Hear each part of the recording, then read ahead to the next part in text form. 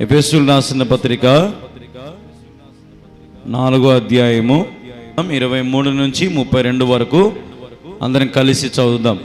అందరం కలిసి అంటే ఎట్లా చదవాలా? బిగ్గరగా చదవాలి నాతో పాటు. అందరం కలిసి చదువుదాం. మీ చిత్తవృత్తి యందు నూతన పరచబడిన వారై నీతియు యథార్థమైన భక్తి గల వారై దేవుని పోలికగా సృష్టింపబడిన నవీన స్వభావమును ధరించుకొనవలెను. మనము ఒకరినొకరము అవయములై ఉన్నాము గనుక మీరు అబద్ధమాడుట మాని ప్రతివాడును తన పొరుగువానితో సత్యమే మాట్లాడవలెను. కోపపడుడి గాని పాపము చేయకుడి. సూర్యుడు అస్తమించు వరకు మీ కోపము నిలిచి ఉండకూడదు. అపవాదికి చోటియకుడి. దొంగలివాడు ఇక మీదట దొంగలక అక్కర కలిగిన వానికి పంచిపెట్టుటకు వీలు కలుగు నిమిత్తము తన చేతులతో మంచి పని చేయుచు కష్టపడవలెను. తర్వాత 29 వినువారికి మేలు కలుగునట్లు అవసరమును బట్టి క్షమాభివృద్ధికరమైన అనుకూల వచనమే పలుకుడి గాని దుర్భాష ఏదైనాను మీ నోట రానియకుడి. దేవుని పరిశుద్ధాత్మను దుఃఖపరచుకుడి.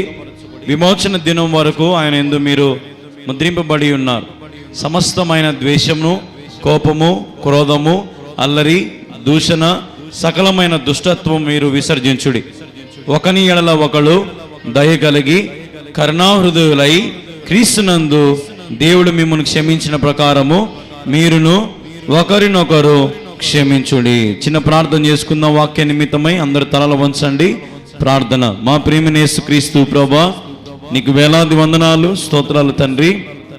ఇదిగో ప్రభువా, మరి ఉదయకాల సమయంలో నిలబడి నీ మాటలు నేను ప్రకటిస్తూ ఉంటుండగా మరి తండ్రి నేను మాట్లాడితే కార్యము జరగదు ప్రభువా.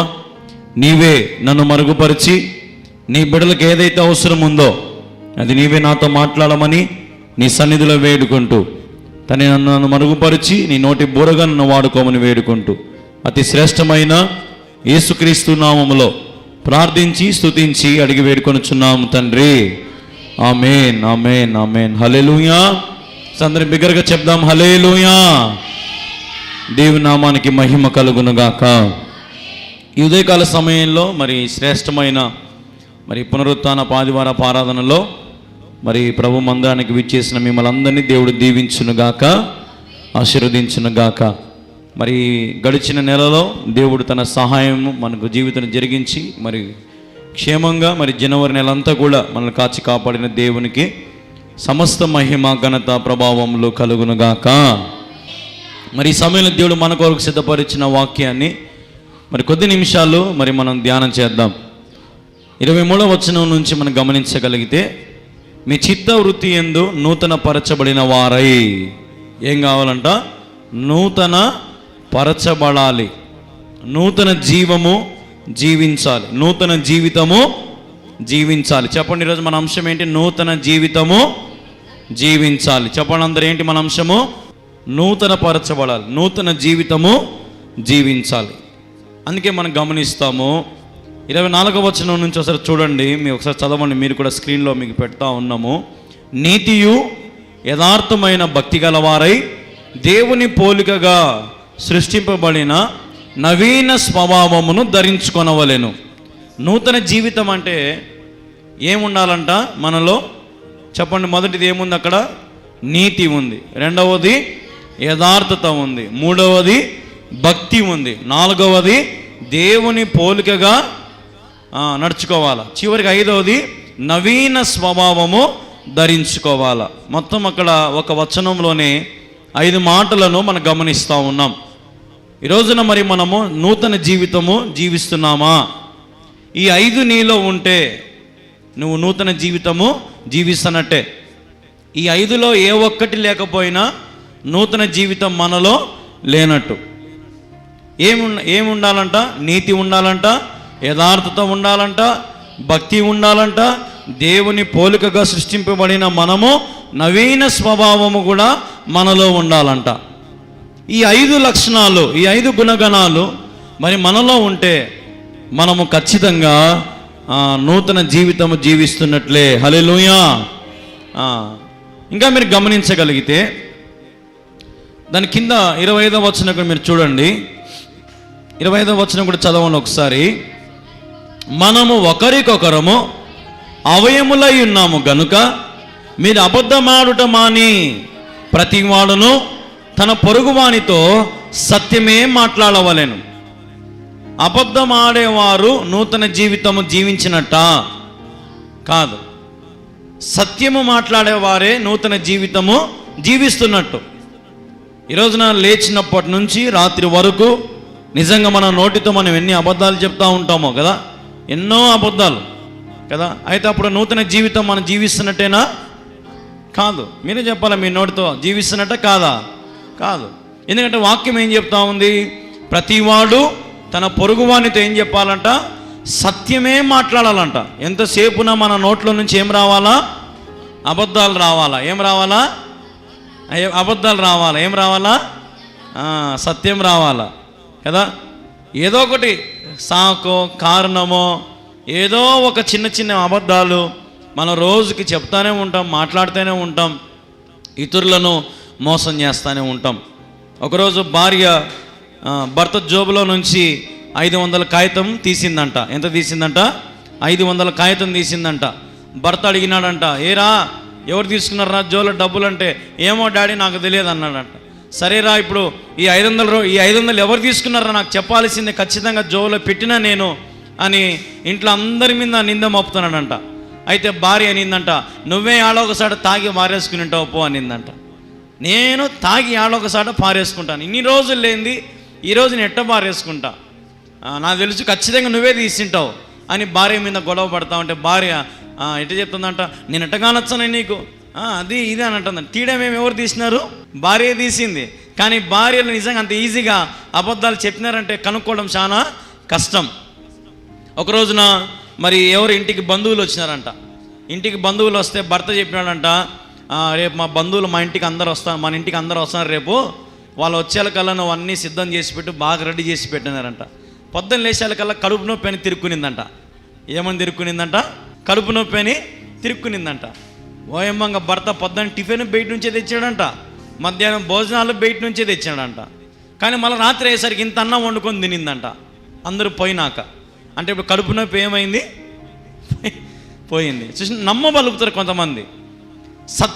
సత్యమైన జీవితము జీవించలేరు. అబద్ధం ఆడుతా అబద్ధ జీవితం జీవిస్తూ ఇతరులను మోసం చేస్తూ పొరుగువారికి ఇబ్బంది కలిగిస్తూ జీవించే జీవితము నూతన జీవితము కానే కాదు.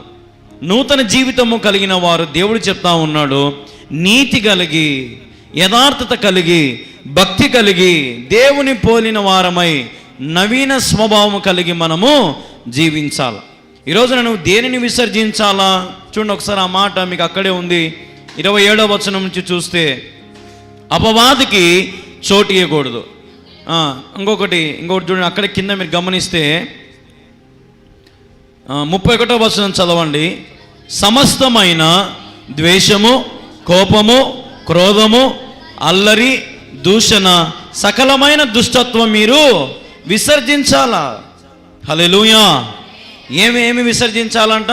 ద్వేషము విసర్జించాలా, కోపము విసర్జించాలా, క్రోధము విసర్జించాలా, అల్లరి విసర్జించాలా, దూషణ విసర్జించాలా, సకల దుష్టత్వమైన వాటన్నిటి నుంచి మనం ఏం చేయాలంట? వాటిని విసర్జించాలి. మొత్తం ఎన్ని ఉన్నాయి?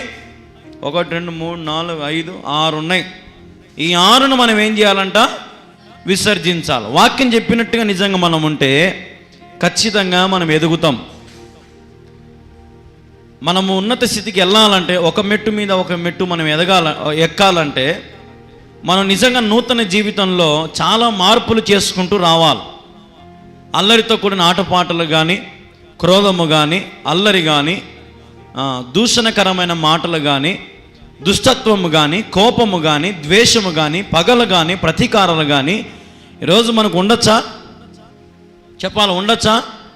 ఉండకూడదు. ఎందుకు ఉండకూడదు? మనం ఎవరి పిల్లలము? దేవుని పిల్లలం. అందుకే చివరిలో దేవుడు ఒక మాట, అద్భుతమైన మాట చెప్పాడు చూడండి. 32వ వచనం చూడండి చివరిగా, ఒకని ఎడల ఒకడు దయ కలిగి కరుణాహృదయులై క్రీస్తునందు దేవుడు మిమ్మల్ని క్షమించిన ప్రకారము మీరును ఒకరినొకరు క్షమించుడి. దేవుడు ఏ రీతికైతే దయ కలిగిన వాడో ఆ కరుణా హృదయము కలిగి మనం కూడా అట్లే ఉండాలంట.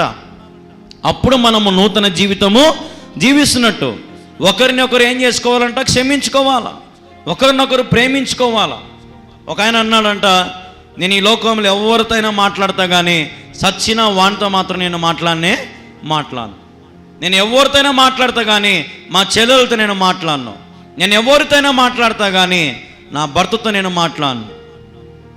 మనము చూస్తూ ఉంటాం, కొంతమంది భార్య భర్తలు కూడా అసలు ఇంట్లో మాట్లాడుకోరు. అన్ని పిల్లలు, రే మీ అమ్మకి టీ పెట్టమని చెప్పు, రే మీ అమ్మని దోశ వేయమని చెప్పు కదా, రే మీ అమ్మని బట్టలు ఉతుకోమని చెప్పు కదా. లేచినప్పటి నుంచి భార్య భర్తలు ఎప్పుడు కసురుకొని గొడవ పడుకొని తిట్టుకుంటూనే ఉంటారు. కొంతమంది అయితే ద్వేషం, అసూయలు, ఒకరి మీద ఒకరికి పగ కదా. ఉండడమేమో ఒకే ఇంట్లో ఉంటారు కానీ ఆ ఇంట్లోనే నలుగురు నాలుగు దావలు అన్నట్టుగా మరి ఈరోజు కుటుంబాలు ఉన్నాయి. దేవుడు వాక్యం చెప్తా ఉంది, ఒకరినొకరు ఏం చేసుకోవాలంట? ప్రేమించుకోవాలంట. ఒకరినొకరు ఏం చేసుకోవాలంట? క్షమించుకోవాలంట. అందుకే ఆ మాట చూడండి, క్షమించడం గురించి ఒక మాట రాశాడు దేవుడు ఇక్కడ. 26వ వచనం చదవండి ఒకసారి. అదే అధ్యాయంలోని 26వ వచనం స్క్రీన్ మీద చదవండి ఒకసారి. కోపపడుడి కానీ పాపము చేయకుడి, సూర్యుడస్తమించు వరకు మీ కోపము నిలిచి ఉండకూడదు. సూర్యుడు అస్తమించేలోపు నీ కోపం ఏమైపోవాలంట? మన నీ కోపము ఏమైపోవాలంట? చెప్పాలి, ఏమైపోవాలంట? ఏమైపోవాలంట? చల్లారిపోవాలా. కోపం ఏమైపోవాలా? నువ్వు ఆడవనుకో, నేను ఇడవనుకుంటా. అదే ఆడబెట్టినది అన్నం తెచ్చుకొని తిను, అదే ఆడబెట్టినది టీ తాగు కదా.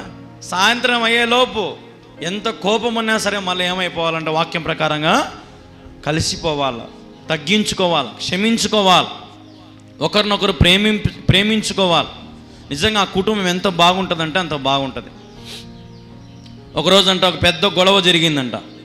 భర్త ఏమో తగ్గించుకుంటూనే పోతున్నాడంట, భార్య మాత్రం ఎగిరెగిరి పడతా ఉందంట. ఊట్ అంటుందంట భార్య. సరే ఇంకా నీకు ఇష్టం లేనప్పుడు వెళ్ళిపో మీ ఇంటికి అన్నాడంట. సరే వెళ్ళిపోయిందంట. సంవత్సరం బాగుందంట, 2 సంవత్సరాలు బాగుందంట. 3వ సంవత్సరం నుంచి ఆ పక్కింటోడు ఈ పక్కింటోడు ఒకడు దూరుతానే ఉన్నాడంట. ఏదో ఒక తప్పు మాట తప్పు పని చేద్దాం అది ఇదని ఆమెను ప్రేరేపించన్నారంట. మొత్తానికైతే తప్పు చేసి ఒకరితో బ్యాగ్ తీసుకుని వెళ్ళిపోయింది. అయితే కొద్ది రోజుల తర్వాత వాడు వదిలేసినాడు. ఆమె దగ్గర ఉన్న బంగారు అంతా తీసుకుని వదిలేసినాడంట. అటు దిక్కులు చూసుకుంటూ బయటకు వచ్చేసరికి భర్త కనపడినాడంట ఎదురుగా. భర్త విడిపోయినారు, విడిపోవడమేమో, కానీ భర్తకి ప్రేమ అయితే ఉందంట భార్య మీద. చూద్దాం ఏదో ఒక రోజున వస్తుంది కదా, తీసుకుందాం అని. కానీ తప్పు పని చేసి ఎదురుగా పడేసరికి భర్త ఓర్చుకోలేకపోయినాడంట. ఇంటికి వెళ్ళిపోయినాడంట. భార్య ఇంటికి వేడ్చుకుంటుందంట. మళ్ళీ ఒక 10 ఏళ్ళ తర్వాత భర్త కావాలని ఆశతో వచ్చిందంట. అప్పుడు భర్త అన్నాడంట, ఈ 10 ఏళ్లలో నీకు ఏ రోజు నేను గుర్తు రాలేదా? ఇష్టానుసరమైన జీవితం జీవించినావు, నీ పగతో నీ ప్రతీకారంతో నన్ను సాధించాలనుకున్నావు, తిరిగి నా కాడికే వచ్చినావు అని అనేసరికి భర్త కాళ్ళ మీద పడి క్షమాపణ కోరిందంట.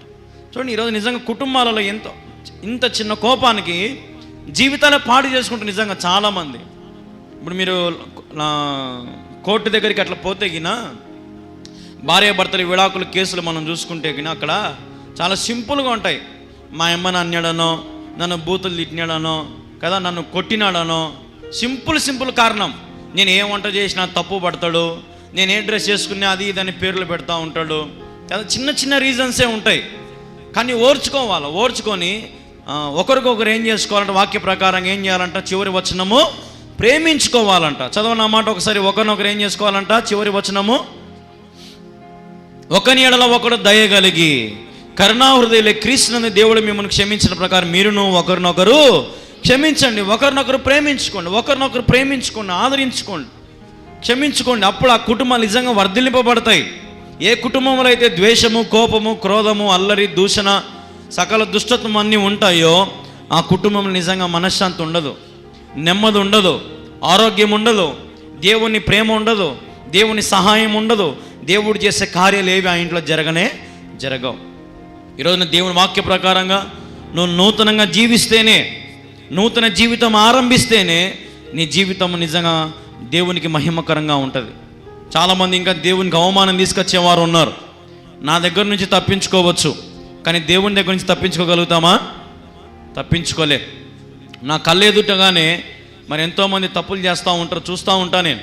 కానీ సరే నేనేదో చూసి చూడనట్టు ఉండొచ్చు, కానీ దేవుడు ఊరుకుంటాడా? ఏమవుతుంది ఒక్కసారి అని మీరు అనుకోవచ్చు, కానీ దేవుడు ఆ ఒక్కసారిని కూడా ఏం చేస్తాడు? లక్ష్య పెడతాడు, లెక్క చేస్తాడు ఆయన అది కూడా. కాబట్టి మనం ప్రతి చోట దేవునికి మహిమకరంగా మనం ఉన్నామా అనేది ఈరోజు మనం పరీక్షించుకుందాం. చూడండి, ఒక మాట నేను మీకు చూపిస్తాను. ఆత్మానుసారంగా మనం జీవించాలి. చూడండి, ఒక మాట చూపిస్తాను, ప్రభు జ్ఞాపకం చేస్తున్న మాట. గలితీయులు రాసిన పత్రిక 5వ అధ్యాయం, గలితీయులు రాసిన పత్రిక 5వ అధ్యాయము 16 నుంచి మరి 26 వరకు, చివరి వరకు అందరం కలిసి చదువుదాము. మీకు స్క్రీన్లో కూడా డిస్ప్లే చేస్తాను, అందరూ చూసి చదవండి. నేను చెప్పినది ఏమనగా, ఆత్మానుసారముగా నడుచుకునుడి, అప్పుడు మీరు శరీరీచ్ఛను నెరవేర్చరు. శరీరము ఆత్మకును, ఆత్మ శరీరమునకును విరోధముగా అపేక్షించును. ఇవి ఒకదానినొకటి వ్యతిరేకముగా ఉన్నవి గనుక మీరేవి చేయు నిశ్చయించితిరో వాటిని చేయకుందురు. మీరు ఆత్మచేత నడిపింపబడిన ఎడల ధర్మశాస్త్రమునకు లోనైన వారు కారు. శరీర కార్యములు స్పష్టమై ఉన్నవి. అవేవనగా జారత్వము, అపవిత్రత, కామకత్వము, విగ్రహారాధన, వ్యభిచారము, ద్వేషములు, కలహము, మత్సరములు, క్రోధములు, కక్షలు, విభేదాలు, విమతములు, అసూయలు, మత్తతులు, అల్లరితో కూడిన ఆటపాటలు మొదలైనవి. వీటిని గూర్చి నేను మునుపు చెప్పిన ప్రకారము ఇటు వాటిని చేయువారు దేవుని రాజ్యమును స్వతంత్రించుకొనరని మీతో స్పష్టముగా చెప్పుచున్నాను. అయితే ఆత్మఫలములేమనగా ప్రేమ, సంతోషము, సమాధానము, దీర్ఘశాంతము, దయాలుత్వము, మంచితనము, విశ్వాసము, సాత్వికము, ఆశా నిగ్రహము. ఇటు వాటికి విరోధమైన నియమమేదియూ లేదు. క్రీస్తు సంబంధులు శరీరము దాని ఇచ్చలతో దురాశలతో సిలువ వేసి ఉన్నారు. మనం ఆత్మను అనుసరించి జీవించిన వారమైతిమా, ఆత్మను అనుసరించి క్రమముగా నడుచుకుందుము. ఒకరినొకరు వివాదము రేపకయు, ఒకరి యందొకరు అసూయ పడకయు, వృద్ధిగా అతిశయపడకయు ఉందుము. హల్లెలూయా, దేవుని నామానికి మహిమ కలుగునుగాక. ఇక్కడ మనం గమనిస్తే ఆత్మానుసారముగా నడుచుకోవాలి. ఎట్లా నడుచుకోవాలంట? ఆత్మానుసారముగా. శరీరానుసారముగా మనం నడుచుకోవడానికి వీలే లేదు. ఎందుకంటే ఎవరైతే ఆత్మానుసారంగా జీవిస్తారో వారు శరీర కార్యాలు నెరవేర్చరు. శరీరం ఏం చెప్తుంది చెప్పండి? శరీరం ఏం చెప్తుంది? మీరు చూడండి, 19వ వచనం నుంచి చూస్తే జారత్వము కదా. శరీరం ఏం చేయమని చెప్తుంది? జారత్వం, జారిపోమంటది. అపవిత్రత కార్యాలు చేయమంటది, కామత్వం చేయమంటది, విగ్రహారాధన చేయమంటది, వ్యభిచారము చేయమంటది, ద్వేషములు చేయమంటది, కలహములు చేయమంటది, మత్సరములు చేయమంటది, క్రోధములు చేయమంటది, కక్షలు చేయమంటది, భేదాలు చేయమంటది, విమతములు చేయమంటది, అసూయలు కలిగి ఉండమంటది, మత్తుతలు కలిగి ఉండమంటది, అల్లరితో కూడిన ఆటపాటలు కదా. దగ్గర ఎన్నైనాయి? 15 అయినాయి. ఎన్నైనాయి? మన శరీరం ఎన్ని చెప్తుంది తెలుసా? ఇవన్నీ మన శరీరం చేయమంటదంట. అవునా కదా? ఇప్పుడు విగ్రహారాధన చేసేది ఏంది? మన శరీరమే కదా. ఇంకా మన శరీరము అసూయ, మన శరీరానికి త్రాగుడు, మన శరీరానికి కావలసినవన్నీ కూడా మనం పుష్టిగా పెడుతున్నాం. ఆత్మానుసారమైన జీవితం జీవించే వారెవరు? ఆత్మఫలములేమనగా ప్రేమ, సంతోషము, సమాధానము, దీర్ఘశాంతము, దయాలుత్వము, మంచితనము, విశ్వాసము, సాత్వికము, ఆశా నిగ్రహము. ఈ 9 ఉంటాయి. ఎవరిలో? ఆత్మానుసారంగా ఎవరైతే ఉంటారో, ఎవరైతే దేవుని పోలి నడుచుకుంటారో వారిలో ఈ 9 ఆత్మఫలాలు ఉంటాయి. ఎవరైతే శరీరానుసారంగా జీవిస్తారో వారిలో ఎన్ని ఉంటాయి? నేను లెక్క చెప్పినా కదా, 15 ఉంటాయి. అంటే ఇప్పుడు ఆత్మానుసారంగా గొప్పగా ఉందా, శరీరానుసారంగా గొప్పగా ఉందా? ఎట్లుంది? లెక్క ప్రకారం చూసుకుంటే శరీరానుసారంగా ఎన్ని ఉన్నాయి? 15 ఉన్నాయి. ఏమేమి ఉన్నాయి చదివినారు కదా మీరు. జారత్వం, అపవిత్రత, కామత్వం, విగ్రహారాధన, వ్యభిచారము, ద్వేషములు, కలహము, మత్సరములు, క్రోధములు, కక్షలు, భేదములు, విమతములు, అసూయలు, మత్తతులు, అల్లరితో కూడిన ఆటపాటలు. దగ్గర 15 ఉన్నాయి శరీరానుసారమైన జీవితం జీవించేవారు. ఇంకా చాలా ఉన్నాయి. ఊరికి 15 ఇక్కడ ఉన్నాయి, రాసి ఉన్నాయి కదా. కానీ ఆత్మఫలములు 9. ఈ రోజున శరీరానుసారమైన జీవితం మనం జీవించకుండా ఎట్లా జీవితం జీవించాలా? మరి ఆత్మానుసారమైన జీవితము జీవించాలి. నూతన జీవితము కలిగి జీవించాలి. నూతన జీవితాన్ని మనం ప్రారంభించాలి. నూతన జీవితాన్ని మనం కలిగి ఉండాలా? శ్రద్ధ కలిగిందాం, దృష్టిని ఈడ పెట్టుకోండి. సరే, గమనిస్తే ఇక్కడ మనము శరీర ఇచ్చలు దురాశలతో సిలువ వేసుకోవాలి. మనం ఏం చేసుకోవాలి? శరీర ఇచ్చలు మన దురాశలను ఏం చేసుకోవాలంటే సిలువతో సిలువ వేసుకోవాలా. ఇప్పుడు గలతీయులకు రాసిన పత్రికలో ఒక మాట ఉంటుంది, ఆ మాట నేను చూపిస్తాను మీకు. క్రీస్తుతో కూడా సిలువ వేయబడి ఉన్నాను, ఇక జీవించేవాడు నేను కాదనంటే చూడండి ఒకసారి. ఎన్నో వచనం అది? చదవండి ఒకసారి. 20వ వచనం. నేను క్రీస్తుతో కూడా సిలువ వేయబడి ఉన్నాను, ఇక జీవించేవాడు నేను కాదు, క్రీస్తే నా యందు జీవించుచున్నాడు. నేను ఇప్పుడు శరీరమందు జీవించుచున్న జీవితము నన్ను ప్రేమించి నా కొరకు తన్ను తాను అప్పగించుకొనిన దేవుని కుమారి యందుల విశ్వాసము వలన జీవించుచున్నాను. దేవునికి మహిమ కలుగునగాక. నేను క్రీస్తుతో కూడా సిలువ వేయబడి ఉన్నాను. ఈరోజు ప్రతి క్రైస్తవుడు ఈ లోకంలో ఎవరైతే ప్రభు బలలో చేయి వేస్తున్నారో వారందరూ కూడా ఏం చేయాలా? క్రీస్తుతో కూడా సిలువ వేయబడాలా. ఏం కావాలా? సిలువ వేసుకున్నారా? సిలువ వేసుకున్నారా? వేసుకోలేదు. ఇంకా పాపాలు వదిలిపెట్టినారా లేదా? శరీరానుసారం జీవితం వదిలిపెట్టినారా లేదా? అల్లరితో కూడిన ఆటపాటలు వదిలేసినారా లేదా?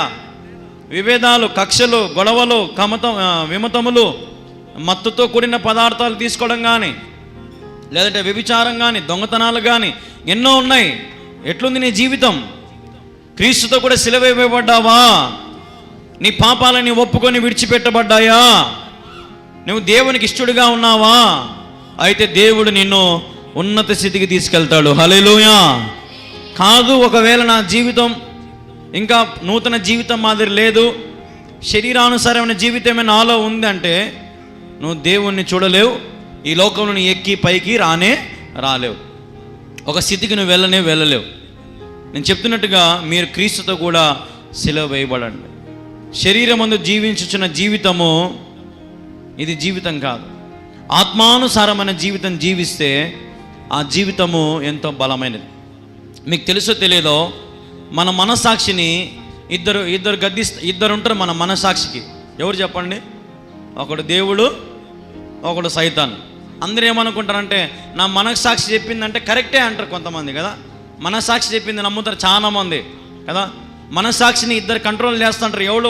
ఒక ఆయన వచ్చి దేవుడు, ఇంకొకడు సైతాను. మన మనసాక్షి గద్దించినప్పుడు మనం ఏమనుకుంటాము?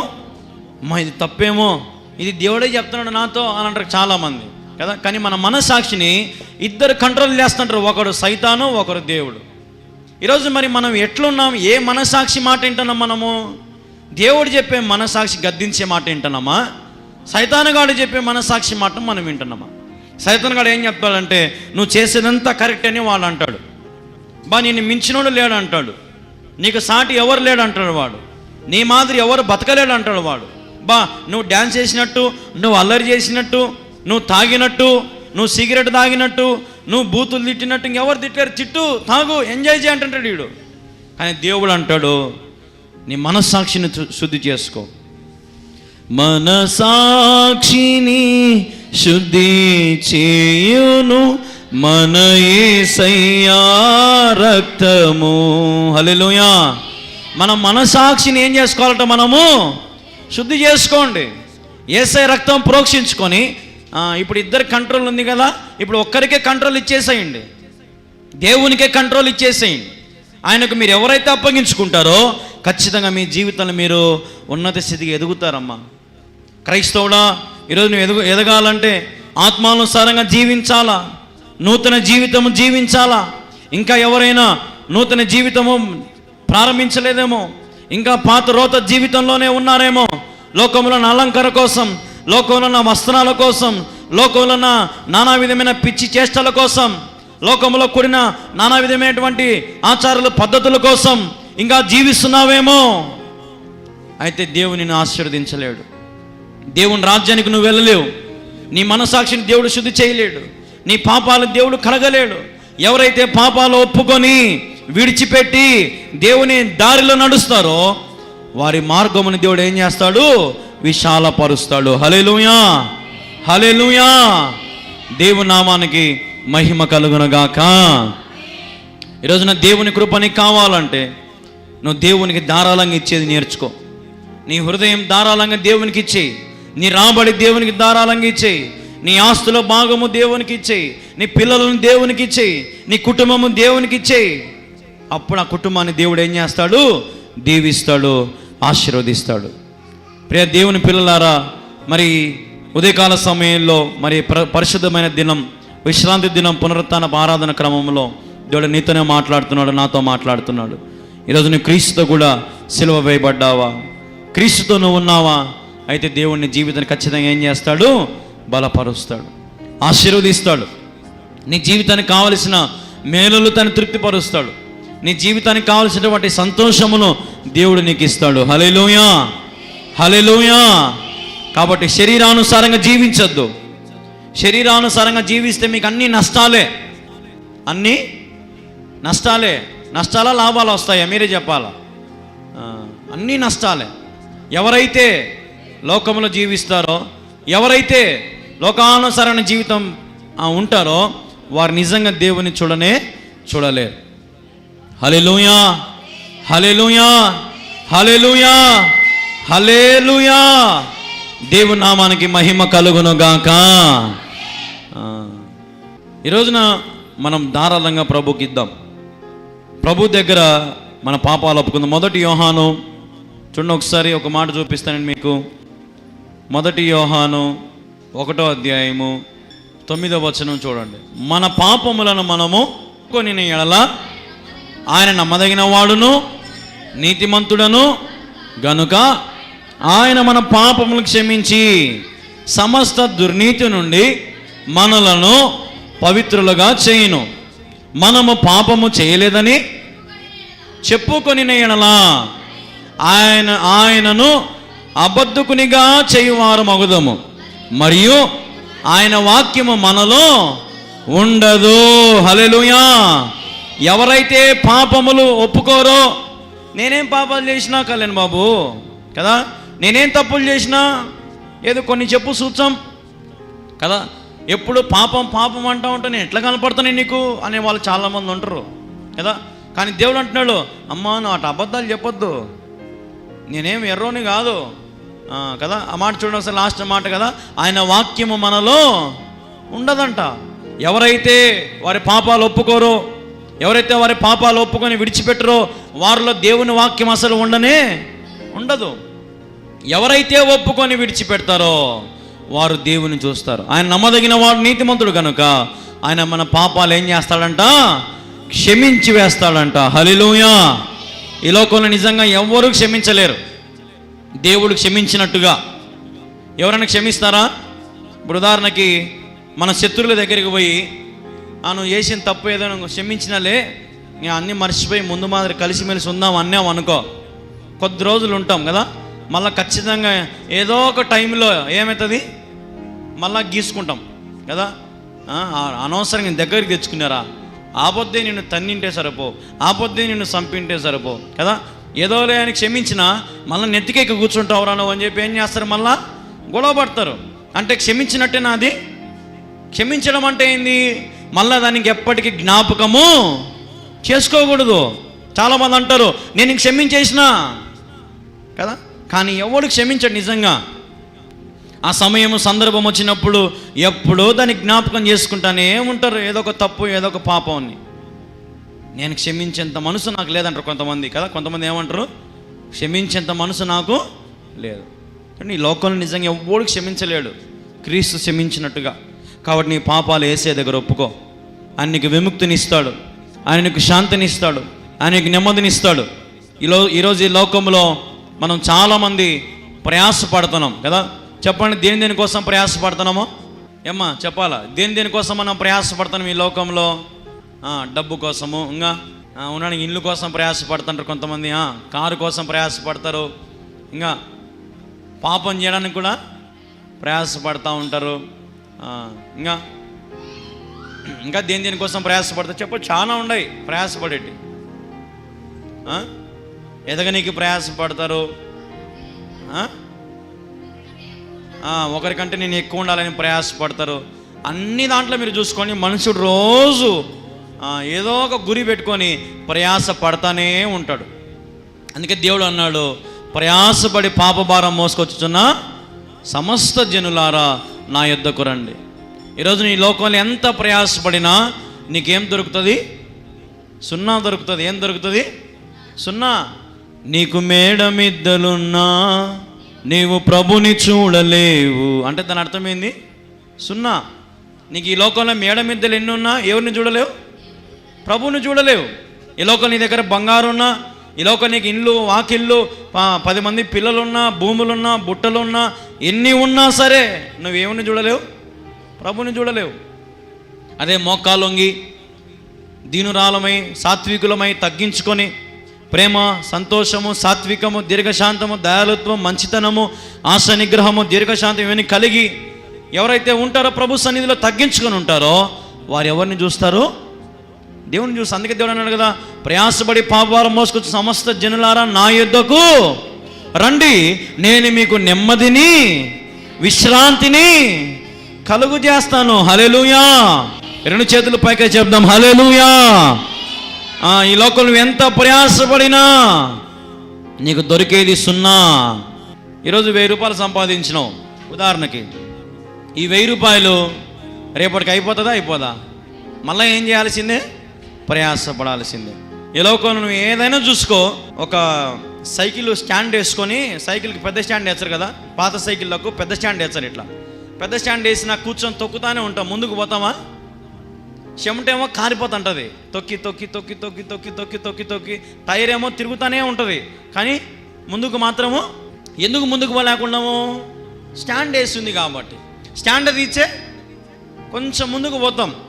ఇప్పుడు మీరే చెప్పండి, ఒక చిన్న మాట అడుగుతా, స్టాండ్ వేసేటప్పుడు తొక్కితే టైర్ బాగా స్పీడ్గా తిరుగుతుందా? స్టాండ్ తీసి తొక్కితే టైర్ స్పీడ్గా తిరుగుతుందా? ఇప్పుడు స్టాండ్ వేసి ఉంటుంది కదా, పెద్ద సైకిల్కు స్టాండ్ వేసి ఉంటుంది. దాని మీద కూర్చొని తొక్కుతాం. తొక్కేటప్పుడు టైర్ స్పీడ్గా తిరుగుతుందా? స్టాండ్ తీసి తొక్కేటప్పుడు టైర్ స్పీడ్గా తిరుగుతుందా? స్టాండ్ వేసినప్పుడే అంటే దాని అర్థమైంది ప్రయాస. అదే స్టాండ్ తీసి తొక్కి చూడండి, కొంచెం బరువు తగ్గిపోతుంది, టైర్ స్పీడ్ తగ్గిపోతుంది. పోవడానికి అయితే గమ్యం మాత్రం ఏమైతే ఖచ్చితంగా మనము చేరుకుంటాం. కాబట్టి స్టాండ్ వేసి సైకిల్ తొక్కే బదులు ఏం చేయాలా? స్టాండ్ తీసి సైకిల్ తొక్కండి నిదానంగా. దేవుడు మీకు అన్ని మేలు చేస్తాడు. నేను మీకు ఒక చిన్న మాట చెప్పి నేను ముగిచేస్తా. చూడండి, ఒకసారి ఒక మాట చూపిస్తాను మీకు. మా ప్రభు జ్ఞాపకం చేస్తున్న మాట 1 పేతురు 5వ అధ్యాయము 5వ వచనం నుంచి చూడండి ఒకసారి. చిన్న పిల్లలారా, మీరు పెద్దలకు లోబడి ఉండుడి, మీరందరూ ఎదుటి వాని ఎడల దీన మనసు అను వస్త్రమును ధరించుకొని మిమ్మును అలంకరించుకొనుడి. దేవుడు అహంకారులను ఎదిరించి దీనులకు కృపను గ్రహించును. దేవుడు తగిన సమయమందు మిమ్మల్ని హెచ్చించినట్లు ఆయన బలిష్టమైన చేతి క్రింద దీన మనస్కులై ఉండుడి. ఆయన మిమ్మల్ని గురించి చింతించుచున్నాడు గనుక మీ చింత యావత్తు ఆయన మీద వేయండి. హల్లెలూయా. బిగ్గరగా చెప్తాం ఒకసారి, హల్లెలూయా. మీ చింత యావత్తు ఎవరి మీద వేయాలా? దేవుని మీద వేయాలా. మీ చింత యావత్తు దేవుని మీద వేయండి. ఆయన మిమ్మల్ని ఏం చేస్తాడంటే తగిన సమయమందు మిమ్మల్ని హెచ్చిస్తాడు. ఇప్పుడు ఉదాహరణకి మనం గమనిస్తూ ఉంటాం, చాలామంది నాకు ఇప్పుడే జరిగిపోవాలా, దేవుడు వారికి అది ఇచ్చినాడు నాకేమీ ఇవ్వలేదే, దేవుడు వారికి ఏమో మేలు చేసినా నాకేం చేయలేదే, నేను అంతే కష్టపడుతున్నా కదా, మరి నా స్థితి నిండే ఉంది, వాళ్ళ స్థితి ఎట్లా పోతూ ఉంది. దేవుడు అంటున్నాడు, ఏమంటున్నాడు? తగిన సమయమందు మిమ్మను హెచ్చిస్తా.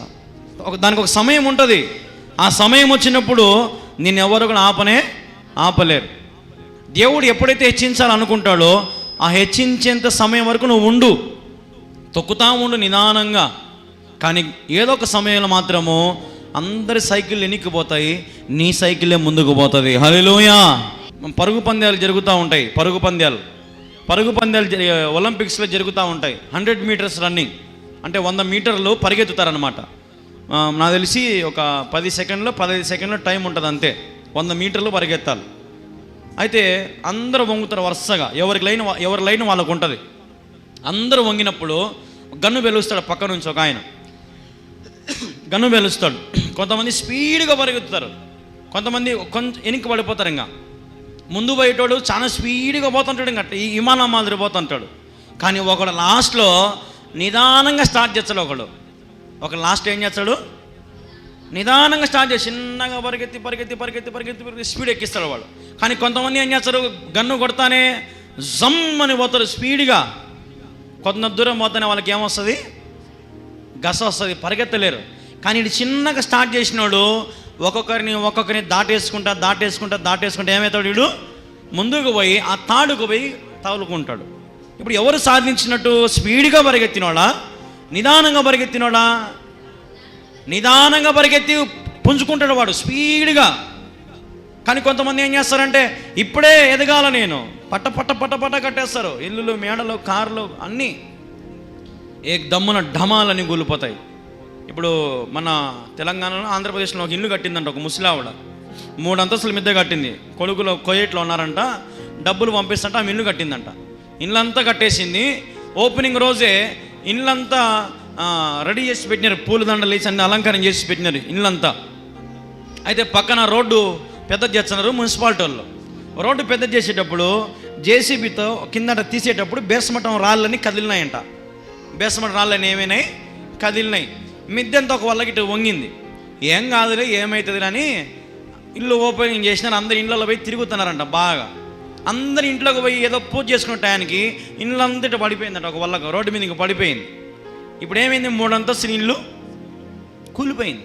అంటే ఇప్పుడు నేను ఏం చెప్పదలుచుకున్నానంటే, ఈరోజు నువ్వు కట్టుకుని ఇల్లు కూలిపోతుంది, బంగారు ఏదో ఒక రోజున తుప్పు పట్టిపోవాల్సిందే, అది ఎవరో ఒకరు వశం అవ్వాల్సిందే. ఈ లోకంలో ఏమి ధరించినా, వెలగల వస్త్రాలు ధరించినా, ఏం బట్టినా చెదులు బట్టి నాశనం అయిపోవాల్సిందే. కాబట్టి ఈ శరీరము కూడా కుళ్ళిపోతుంది ఒకానొక రోజున. పాపముతో ఉంటే, వ్యసనాలతో ఉంటే ఈ శరీరం కూడా ఏమైపోతుంది, బాగుంటుందా, తాజాగా ఉంటుందా, కుళ్ళిపోతుంది. కానీ ఆత్మ తిరిగి ప్రభు దగ్గరికి వెళ్ళాలంటే, నీ ఆత్మ ఎట్టుండాలంటే చాలా పవిత్రంగా ఉండాలా, పరిశుద్ధంగా ఉండాలి. కాబట్టి ఈరోజు నువ్వు ఆత్మానుసారంగా జీవించు. నీ ఆత్మ ఏం చెబితే దాన్ని నువ్వేం చేయాలా, పాటించండి. ఆత్మ ఏం చెప్తుంది చెప్పండి, ఆత్మ ఏం చెప్తుంది, దేవుడు కావాలని అంటది. ఆత్మ ఏమంటుంది, జీవాహారము కావాలంటది. ఆత్మ ఏమంటుంది, ప్రార్థన చేసుకో అంటది. ఆత్మ ఏమంటుంది, మందిరానికి సమయానికి పో అంటది. ఆత్మ ఏమంటుంది, ప్రభుని స్తుతించుదామంటది. కానీ శరీరం ఏమంటుంది, ప్రార్థనకు వద్దంటది, లేటుగా పోదామంటది. ఆ పనులు ఉన్నాయి, ఈ పనులు అన్నీ చుట్టు పెడతాడు. ఈ శరీరానికి కావాల్సినవన్నీ చేసుకొని వస్తారు కొంతమంది. ప్రార్థనకు వచ్చేసరికి 10 అయిపోతుంది, కొంతమంది 11కు వస్తారు, వాక్యం అంతా అయిపోయినాక కదా. ఈరోజు నిజంగా మనము శరీరానుసారమైన జీవితం జీవిస్తూ ఉన్నాం, నూతన జీవితం మనలో లేదు. నేను నిజంగా చెప్తున్నాను, నూతన జీవితం ఉంటే మీరు దేవుని సన్నిధికి క్రమముగా వస్తారు. మరి దశంభాగాల ప్రార్థన కూడా ఉంటుంది ఈ రోజున. మరి చాలామంది రాలేదు. ఎందుకు రాలేదు, వారి పనులు, శరీరీచ్ఛలు, ఎన్నో లోక కార్యాలు, లోకమున్న పనుల కోసం, లోకంలో వేరే వాటి కోసము ఆత్మను ఏం చేస్తున్నారు, వాళ్ళు నెగ్లెక్ట్ చేస్తున్నారు. ఆత్మకు కావాల్సిన ఇవ్వకోకుండా శరీరానికి కావాల్సిన అన్నీ ఇచ్చుకొని చాలా మరి ఆత్మను కృంగ తీసుకుంటూ ఉన్నారు. ఈరోజు గుర్తుంచుకోండి, ఈరోజు నువ్వు ఈ లోకంలో ఎంత సంపాదించినా మనం ఒకనొక రోజు నువ్వు వెళ్ళాల్సింది 6 అడుగుల గుంతలోకే. ప్రతి మానవుడు, వాడు ఏ కులమైనా, ఏ మతమైనా, ఏ జాతి అయినా సరే, కొంతమంది కాలుస్తారేమో, కొంతమంది బూడుస్తారేమో, కానీ చావాల్సిన మాత్రం ఖాయం. ఈ శరీరం అసలు ఉంటుందంగా, అస్సలు ఉండదు. కొద్ది రోజులు పోయి చూస్తే ఎంకలు కనపడతాయేమో కదా, ఏముండవు. ఇంకా మట్టికి మన్న అయిపోతాం మనం. కాబట్టి మన జీవితం చాలా దుర్భరమైనది, క్షణికమైన జీవితం అన్నది. కాబట్టి చాలా జాగ్రత్తగా ఉండి, మరి మిగిలిన జీవితమైన ప్రభుకు లోబడి, భయము, భక్తి కలిగి, అల్లరితో కూడిన వాటన్నిటిని విడిచిపెట్టుకొని ప్రభుకు దగ్గరగా ఉంటే ఆయన తగిన సమయంలో మిమ్మల్ని ఏం చేస్తాడు, హెచ్చిస్తాడు. హెచ్చించే దేవుడు నీకు తోడుగా ఉన్నాడు. ఆయన మీకు ఏమైనా చింతలు ఉన్నాయేమో, భారాలు ఉన్నాయేమో, మీ చింత యావత్తు ఎవరి మీద వేయాలంట, దేవుని మీద వేయండి. అప్పుడు మీ చింతలన్నీ దేవుడు ఏం చేస్తాడు, తీర్చేస్తాడు. కాబట్టి మీ చింతలు ఏమైనా ఉన్నాయేమో, నష్టాల్లో ఉన్నారేమో, వ్యాధుల్లో ఉన్నారేమో, బాధల్లో ఉన్నారేమో, దేవునికి అన్నీ తెలుసు. మీరు దేని గురించి చింతించదు, దేని గురించి బాధపడద్దు. ప్రభు మీద ఆశ కలిగి, ఆసక్తి కలిగి ప్రభుతో జీవించండి. అప్పుడు ఖచ్చితంగా ఆయన మిమ్మల్ని దీవిస్తాడు. దీన మనసు కలిగి ఉండండి. ఫస్ట్ చెప్పిన ఏం చేయాలంటే ఒకరినొకరు ఏం చేసుకోవాలంట, క్షమించుకోవాలి. సూర్యుడు అస్తమించేలోపు ఏమైపోవాలి, మన కోపం అంతా చల్లారిపోవాలి. ఒకరినొకరు ఆదరించుకోవాలి, ఒకరినొకరు ప్రేమించుకోవాలి, ఒకరినొకరు క్షమించుకోవాలి, ప్రేమానురాగాలు కలిగి ఉండాలి, దీన మనసులై ఉండాలి, సాత్వికులమై ఉండాలి, తగ్గించుకున్న వారమై ఉండాలి. అప్పుడు దేవుడు మనల్ని ఏం చేస్తాడు, హెచ్చిస్తాడు. కాబట్టి దేవుడిచ్చే సంతోషం పొందుకోండి, దేవుడిచ్చే విశ్రాంతి పొందుకోండి. ఈ లోకంలో మీరు ఎక్కడికి వెళ్ళినా, ఏ ప్రాంతానికి వెళ్ళినా మీరు సంతోషం కొనుక్కోగలుగుతారా, ఆనందం కొనుక్కోగలుగుతారా, పోనీ ఆరోగ్యం కొనగలుగుతారా? హాస్పిటల్కి వెళ్ళి సార్ నా భూమి అంతా నీకు ఇచ్చేసా సార్, నాకు నన్ను బతికి సార్ అంటే వాడు ఏమంటాడు, నీ భూమి ఆడనే పెట్టుకోరా స్వామి అంటాడు కదా. మనం ఏం చేయలేం. మన శరీరం ఆరోగ్యకరంగా ఉండాలంటే మన ఆత్మ కూడా ఆరోగ్యకరంగా ఉండాలి. మనము బ్యాలెన్స్ చేసుకోవాలి. శరీరాన్ని సుఖపెట్టి ఆత్మను కష్టపెడితే నువ్వు పరలోక రాజ్యానికి పోలేవు. శరీరాన్ని నల్లగొట్టుకొని ఆత్మను సుఖపెడితే, ఆత్మను దేవుని సన్నిధికి తీసుకెళ్తే అప్పుడు నువ్వు ఎక్కడికి పోతావు, పరలోకానికి పోతావు. కాబట్టి శరీరాన్ని చూసుకొని మురిసిపోవద్దు. అందము సౌందర్యం వ్యర్థమైనది, హృదయం అన్నిటికంటే మోసకరమైనది. ఈ అవయములు, ఈ శరీరము, ఈ చూపులు ఇవన్నీ కూడా ఒకనొక రోజున అన్నీ వెళ్ళిపోతాయి. ఇప్పుడు ఉదాహరణకి మా అబ్బ పేరు యేసరత్నం. మా అబ్బ మొఖం నాకు తెలుసా, చూసింటాను నేను, చూసింటే కానీ నాకేముంది గుర్తులేదు కదా. రేపు నేను కొద్ది రోజుల తర్వాత, సపోజ్ ఒక 100 ఏళ్ళ తర్వాత నా పేరేమో తెలిసే ఉంటుంది, ఎందుకంటే చర్చి ఉంటుంది కాబట్టి కళ్యాణ్ బాబు అని ఉంటుంది అనుకుందాం. నన్ను గుర్తుపడతాడు ఎవరు ఉంటాడా 100 సంవత్సరాల తర్వాత? ఎవరు పడతారు చెప్పండి?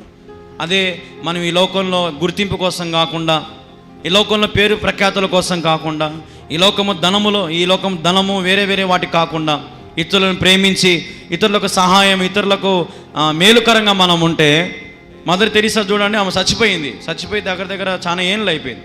కానీ మదర్ తెరీసా పేరు గుర్తుంది, మదర్ తెరీసా ముఖము గుర్తుంది కదా.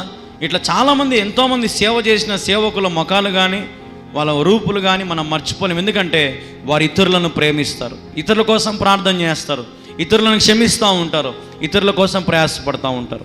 కాబట్టి ఈ లోకంలో దేని విషయం ఆశించకుండా, శరీరానుసారమైన వాటిని ఆశించకుండా పైనున్న వాటిని ఏం చేయాలి, మనము ఆశించాలి.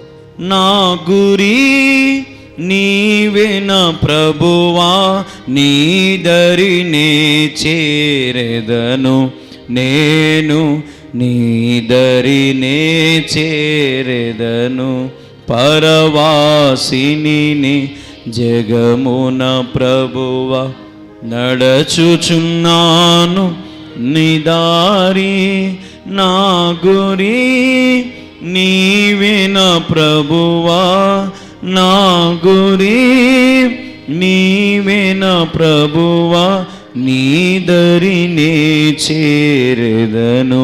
హల్లెలూయా. మనం నిజంగా ఒకానొక రోజున పరవాసులం అయిపోతాం. ఈ లోకవాసులం కాదు మనం. ఈ లోకము శాశ్వతమైనది కానే కాదు. ఈ లోకంలో మనం ఎందుకు వచ్చినాము, ఎట్లొచ్చినాం ఈ లోకానికి? మనం వాక్య ప్రకారంగా చెప్పండి, ఎవరైనా చూద్దాం. యాత్రికులుగా మనం వచ్చినాం. అంటే మనం ఈ లోకానికి ఎట్లొచ్చినాము? టూరిస్టులుగా వచ్చినాం. టూరిస్ట్ అంటే ఎట్టుంటాడు చెప్పండి? ఇప్పుడు సపోజ్ ఎవరైనా కల్లూరుకి వచ్చినారనుకుందాం, వేరే దేశం వాళ్ళు, ఇంగ్లాండ్ దేశమో లేదంటే అమెరికా వాళ్ళు కల్లూరుకి వచ్చినారనుకుందాం. పొద్దున్న వచ్చారు, సాయంత్రం విన్నా పనుకుంటారు, పొద్దున్నే మళ్ళీ ఎక్కడికి వెళ్ళిపోతారు? వాళ్ళ దేశానికి వాళ్ళు వెళ్ళిపోతారు. ఈయన్నే ఉండండి, మీకు భోజనం పెడతాం, అన్నీ చూసుకుంటాం అంటే ఉంటారా? ఎవరు ఉండరు. టూరిస్టులు అంటే ఏంది? చూసిపోయేటోళ్ళు అంతే. ఈరోజు మనం కూడా ఈ లోకాన్ని ఏం చేయాలా? చూడండి, అనుభవించండి, దేవుని ప్రేమ కలిగి ఉండండి, దేవుని వాక్య ప్రకారంగా ఈ లోకంలో బతకండి, అంతే. దేవుడు చెప్పింది అది. తినుము తాగుము సుఖించమని కాదు దేవుడు చెప్పింది. దేవుడు చెప్పింది ఏంటంటే, నేను చెప్పిన రాత్రి, మీరు సర్వలోకానికి వెళ్ళి సర్వ సృష్టికి సువార్త ప్రకటించండి, భారము కలిగి ప్రార్థన చేయండి, క్రీస్తును పోలి నడుచుకోండి. ఇది దేవుడు మనకు చెప్పిన పనులు. ఈ పనులు చేయకుండా తినుము తాగుము సుఖించుము, ఎంజాయ్గా ఉండు, అల్లరితో ఆటపాటలు చేసుకో, డ్యాన్సులు వేసుకో, డీజేలు చేసుకో కదా, తినిమార్లు పెట్టుకోండి కదా. బాప్తిసం తీసుకున్న వాళ్ళు కూడా ఎంత అసలు ఎట్లా చేస్తారో నాకు తెలియదు. కానీ ప్రభు సన్నిధిలో ఈరోజు ఒకవేళ మీరు నా దగ్గర నుంచి తప్పించుకోవచ్చు, కానీ ఎవరి దగ్గర నుంచి తప్పించుకోలేరు? దేవుని దగ్గర నుంచి తప్పించుకోలేరు. కాబట్టి భయము కలిగి భక్తి కలిగి మనం జీవించాలి. మనల్ని 10 మంది చూస్తూ ఉంటారు, గుర్తుపెట్టుకోండి. ఎవడో ఒకడు అంటాడు దారిలో, ఏమంటాడు, బాప్తీసం తీసుకునేవే ఇట్లా చేయొచ్చునా నువ్వు, అయిపోయి ఏమైంది ఇప్పుడు అలా మనకు సాక్ష్యం పోయింది. కాబట్టి మనము చాలా జాగ్రత్తగా ఉండాలి. ప్రతి చోట నీ సాక్షిగా ప్రభువా నేనుండునట్లు.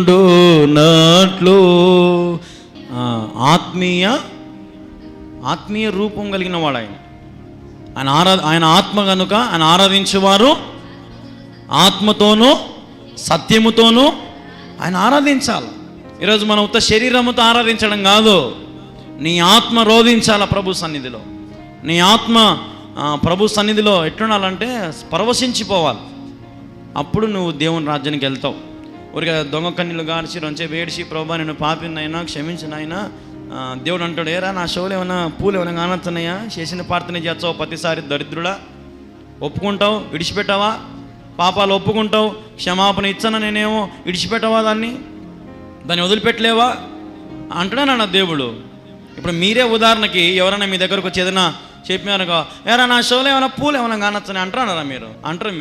అంటే ఇతరులు మోసం చేస్తే మనం వీటికి కనుక్కుంటున్నామా లేదా? కనుక్కుంటున్నాం. మరి దేవుడు కనుక్కోడా? ఆయన మన హృదయాన్ని పరీక్షించి పరిశోధించేవాడు ఆయన. హల్లెలూయా.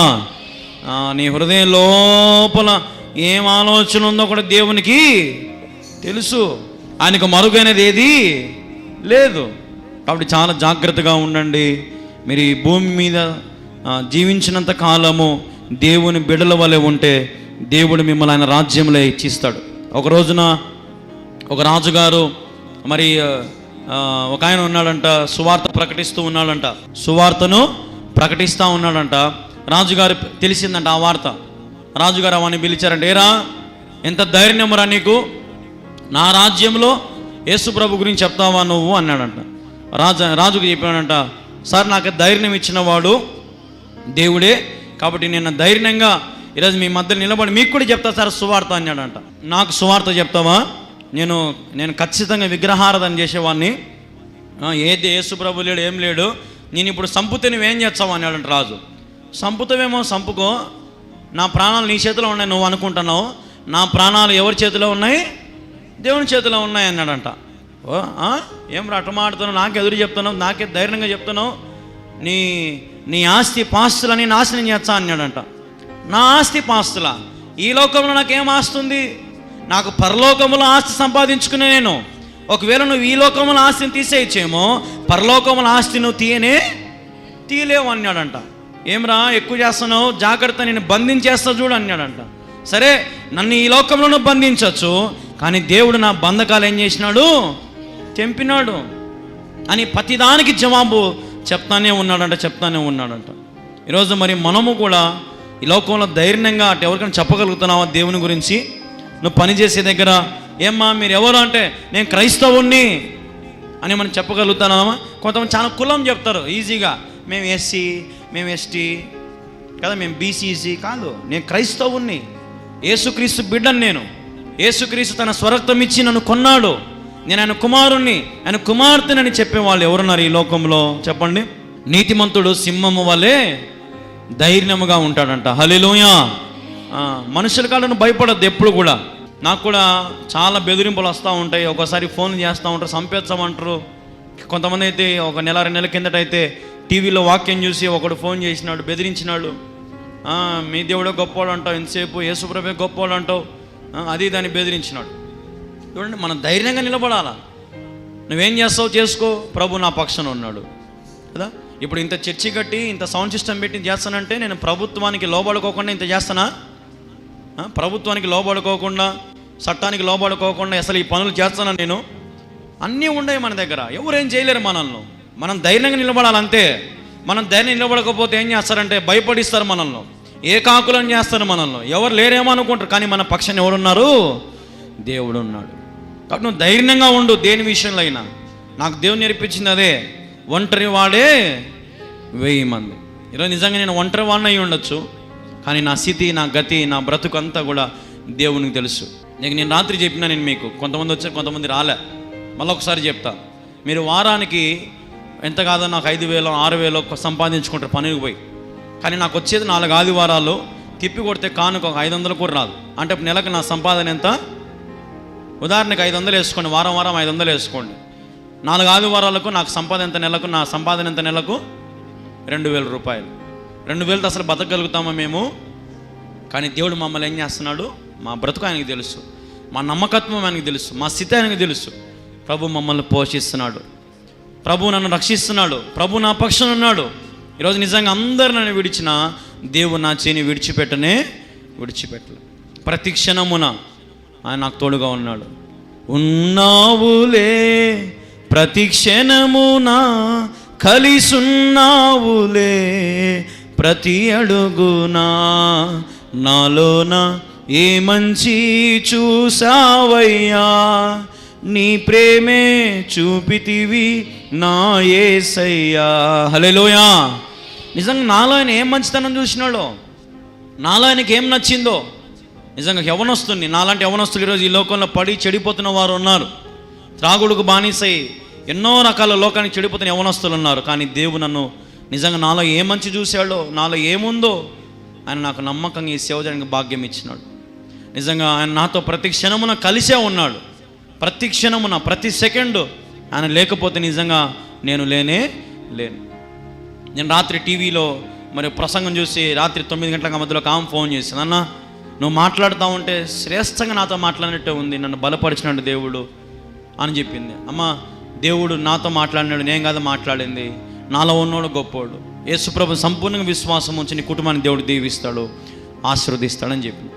ఈరోజు నిజంగా మీరు ప్రభు మీద నమ్మకం పెట్టుకోండి, ఆయన దగ్గర అన్నీ ఒప్పుకొని అన్నీ విడిచిపెట్టుకోండి. లోక పాపాన్ని విడిచిపెట్టండి, లోకాన్ని విసర్జించండి, అపవాదికి చోటు ఇవ్వద్దు, లోకానికి చోటు ఇవ్వద్దు, వేరే వాటన్నిటికీ చోటు ఇవ్వద్దు. కేవలం మనం చోటు ఎవరికి ఇవ్వాలా? యేసయ్యకు చోటు ఇవ్వాలా. హల్లెలూయా. ఆ రాజు చివరికి నీ గుండెల్లో పొడిచి చంపేస్తా అన్నాడంట. అన్నప్పుడు అతను అన్నాడంట, నా గుండెల్లో యేసయ్య ఉన్నాడు అన్నాడంట. యేసయ్య ఉన్నాడా అని భయపడి హడలెత్తిపోయి, ఈయన వదిలేయండి రా స్వామి, పిచ్చోడు నింటున్నాడని చెప్పి వదిలేసినాడంట. చూసారా, ఈరోజు నీలో యేసయ్య ఉంటే ప్రతి కీడు నుంచి తప్పిస్తాడు. ఆయన ఉద్దేశంలో సమాధానకరమైనవే కానీ హానికరమైనవి కావు. కాబట్టి దేవుని మీద ఆశ కలిగి ఉందాం, దేవుని మీద ఆధారపడదాం. ఇక నుంచి అయినా ప్రభు మీద ఆధారపడండి. నేనైతే నిజంగా ప్రతిరోజు ప్రభు మీద ఆధారపడి బతికేవాడిని. దేవుడు నిజంగా ఎక్కడో ఒక మూల, ఏదో ఒక మూల నుంచి నా అవసరతలో ఈ మంద నిర్మాణం కానీ, టీవీ మినిస్ట్రీకి కానీ దేవుడు ఎన్నో రకాలుగా సహాయం చేస్తూనే ఉన్నాడు. ఈ పరిచయం జరిగిపోతూనే ఉంది. సమృద్ధినిచ్చే దేవుడు, సమాధానం ఇచ్చే దేవుడు. మీరే చెప్పండి, మీరు వారానికి 5,000 సంపాదించుకుంటారు, మీకు మనశ్శాంతి ఉందా? నెలకు ఎట్ట కాదని ఒక 20,000 సంపాదించుకుని మీకు నెమ్మది ఉందా? ఆరోగ్యం ఉందా? శక్తి ఉందా? బలం ఉందా? మరి నాకు ఏమీ లేదు. మరి నాకు మనశ్శాంతి ఉంది, నెమ్మది ఉంది, సమాధానం ఉంది, ఆరోగ్యం ఉంది, బలం ఉంది, ధైర్యం ఉంది. ఎందుకు ఇవన్నీ నాలో ఉన్నాయంటే నేను ఎవరి మీద ఆధారపడి బతుకుతున్నానో? దేవుని మీద. ఈరోజు నీవు కూడా దేవుని మీద ఆధారపడి బతకండి. అప్పుడు దేవుడు నీ హృదయ వాంఛలను తీరుస్తాడు, నీ కోరికలను తీరుస్తాడు, నీకున్న సమస్యలు దేవుడు తీరుస్తాడు. నీ ప్రతి ప్రార్థన విని నీ ప్రతి అవసరతను దేవుడు తీర్చునుగాక. హల్లెలూయా. కాబట్టి ఎంతసేపు ఉన్నా నీ అవసరతల కోసమే ప్రార్థన చేసుకోవద్దు, ఎంతసేపు ఉన్నా నీకు కావాల్సిన గురించే ప్రార్థన చేయొద్దు. పరిశీలించుకో, ఎప్పుడు పరిశోధించుకుంటా ఉండు. ఏ రోజు పాప ఆ రోజు ఒప్పుకో, మళ్ళీ దాన్ని తిరిగి చేయొద్దు. నేను మొన్న శుక్రవారం మరి కడపకు పోయి వచ్చేటప్పుడు మైదుకూరు దాకా బస్సు ఎక్కిన, కడప నుంచి ఎక్కినప్పుడు మరి నా సీట్లను కూర్చుంటే పక్కన సీట్లో ఒక ఆమె పడుకొని ఉంది. ఈ శుక్రవారం చెప్పిన ఆల్రెడీ సాయంత్రం వచ్చిన వాళ్ళకు, రాని వాళ్ళకి చెప్తా. పక్కన ఒక ఆవిడ పడుకొని ఉంది, తన భర్త ఒళ్ళో పడుకొని ఉంది.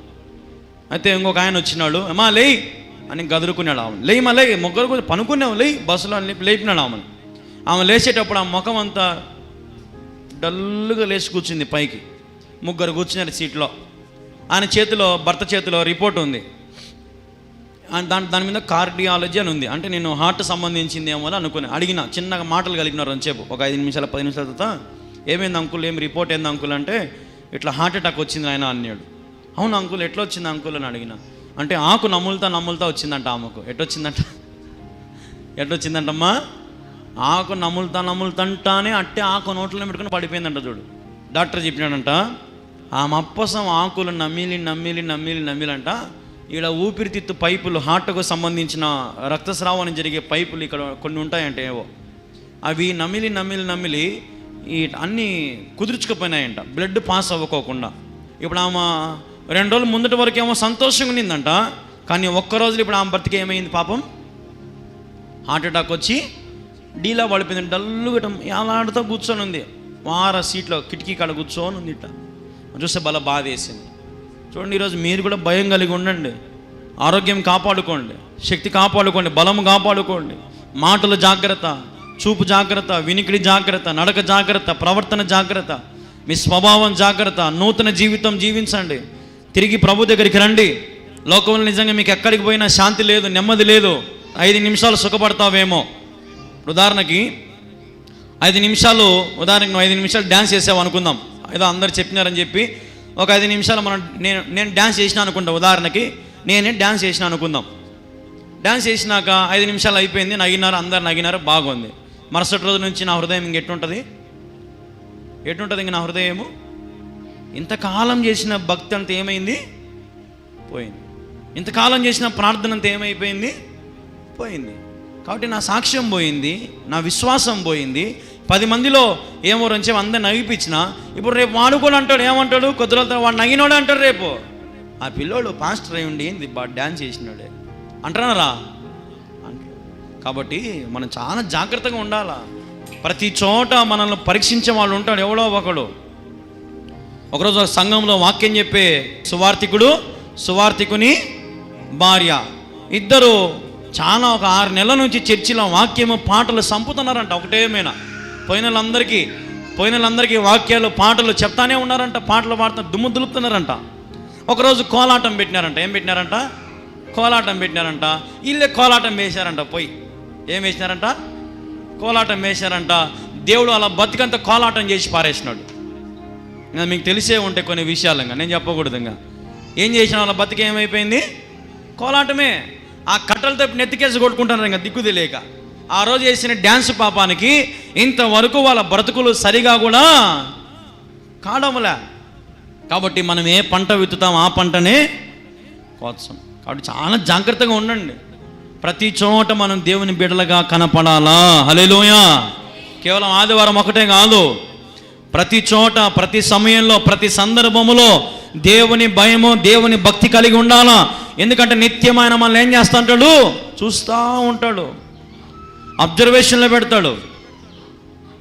కాబట్టి చాలా జాగ్రత్తగా ఉందాం. అప్పుడు దేవుడు మనల్ని దీవిస్తాడు, ఆశీర్వదిస్తాడు. మనం చేసిన భక్తి అంతా ఒక్క క్షణంలో సైతాన్ గాడు ఏం చేస్తాడంటే తుస్సు చేసి పారేస్తాడు. కాబట్టి వానికి అవకాశం ఇవ్వకుండా మంచి దారిలో మనం నడుద్దాం. మెట్టగా ఉన్న మార్గంలో, కంపౌండ్ మార్గంలో బండి పోయిందనుకో, బండి ఏమవుతుంది? పంచర్ అవుతుంది కాదా? అదే బాగా మంచి హైవే రోడ్లో పోయిందనుకో, బండి పంచర్ అవుతుందా? కాదు. కాబట్టి నీ బండి పంచర్ కాకుండా అంటే నువ్వు ఏ దారిలో పోవాలి? ఇప్పుడు ఏ దారిలో పోవాలా? మంచి హైవేలో పోవాలా. మంచి దారిలో పోయి ఇప్పటి నుంచి అన్న, అప్పుడు నీకేం కావు? పంచర్లు కావు. పంచర్ అయిందనుకో, ఇప్పుడు టైర్ అంతా ఎట్టబోతుంది చూసినారు కదా. పంచర్ అయితే టైర్ ఎటుంటుంది? టైర్ అంతా నేలకు ఇటు ఉంటుంది కదా. అదే టైర్ గాలి ఉందనుకో, నిలుక్కొని ఉంటుంది టైర్ పైకి. ఎంతమంది ఎక్కిన టైర్ అనుగుతుందా? అనగదు. అదే పంచర్ అయిందనుకో, బండి ముందుకన్నా లాగుతుందా? రిమ్ము అంత ఊగుతా పోతుంటుంది రిమ్ము కదా. కాబట్టి నువ్వు కూడా పంచర్ కాకుండా ఉంటే నీ బండి మీద ఎవడని ఎక్కితే వాళ్ళు కూడా పరలోకానికి పోతాడు. హల్లెలూయా. కాబట్టి జ్ఞాపకం చేసుకోండి, ఈ లోకంలో మీరు మంచి దారులు నడవండి, ప్రభు దారులు నడవండి, ప్రభు చూపించిన మాదిరిలో మీరు నడవండి. అప్పుడు దేవుడు మిమ్మల్ని బలపరుస్తాడు. వాక్యం చెప్పినట్టుగా మరి ఎవరిను ద్వేషించకుండా, ఎవరి మీద పగలు ప్రతీకారం లేకుండా దేవుని ప్రేమను కలిగి పరలోకంలో ఆశ సంపాదించుకోండి. ఈ లోకంలో కాదు, ఎక్కడ సంపాదించుకోవాలా? పరలోకాన్ని సంపాదించుకోండి. నేను కూడా అనుకుంటే నిజంగా ఏదో ఒకటి సంపాదించుకోవచ్చు. నేను మీకు ఎన్నోసార్లు చెప్పిన, కడప నుంచి ఒక 6 నెలల సంవత్సరం ఒక ఉండి కొనుక్కొని వచ్చిన. ఒక ఉండి, పెద్ద ఉండి ఉందే ఇంట్లో, ఉండి తెచ్చుకున్నాం. ₹1 బేలు ఇంతవరకు దాంట్లో. ₹1 కనీసం రూపాయి బిల్ల కూడా పడలేదు దాంట్లో. ఎందుకు పడలే? ఇప్పుడు మీరు వేసిన కానుక వచ్చేసి ఒక డబ్బా ఉంది, దాంట్లోంచి తీసి దీంట్లో వేయాలంటే ధైర్యం కూడా సరిపోవడంలే నాకు. ఎందుకు సరిపోవడంలే? ఇది ఎవరి సొమ్ము? దేవుని సొమ్ము. ఇది ఎవరి సొమ్ము? నా సొమ్ము. ఈ దీంట్లో ఇటు తీసి 10 కానీ రూపాయి కానీలే ఇటు తీసి ఇటు దీంట్లో వెయ్యాలంటే చేతులు ఆడడంలే, భయం వస్తుంది. ఎందుకు భయం వస్తుందంటే ఈ లోకంలో ఎక్కడ ఆశ సంపాదించుకుంటే దేవునికి దూరం అయిపోతానేమో అనే భయం నాకుంది. కాబట్టి ఈ లోకంలో దేని విషయం ఆశించకుండా ప్రభు మీద ఆధారపడి మనం ఉంటే ప్రభు మనల్ని బలపరుస్తాడు. కాబట్టి మనం ఈ లోకంలో నిజంగా నువ్వు దేని మీద గురి కలిగి ఉన్నావు ఆ గురి తీసేయి, ప్రభు మీద గురి పెట్టుకో. అన్నీ నీకు కావాల్సిన అవసరాలు అక్కర్లని దేవుడు తీరుస్తాడు. తినికి అన్నం కావాలి ఇస్తాడు, ఉండడానికి ఇల్లు కావాలంటే ఇల్లు ఇస్తాడు, బట్టలు కావాలి మంచి వస్త్రాలు ఇస్తాడు. ఏం కొదవ చేయడు ఆయన. మీకు మిమ్మల్ని ఇబ్బంది పెట్టేవాడు కాదు ఆయన. మిమ్మల్ని ఇబ్బందులు నడిపించి మీ జీవితాన్ని పాడు చేసే దేవుడు కాదు ఆయన. పాడు చేసే దేవుడు సైతాను గాడు, నాశనం చేసే దేవుడు సైతాను గాడు. కాబట్టి వాళ్ళ చేతిలో మీ జీవితం పెట్టకుండా ప్రభు చేతిలో మీ జీవితం పెట్టండి. అట్టి కృప దేవుడు మీకు దయచేయును గాక.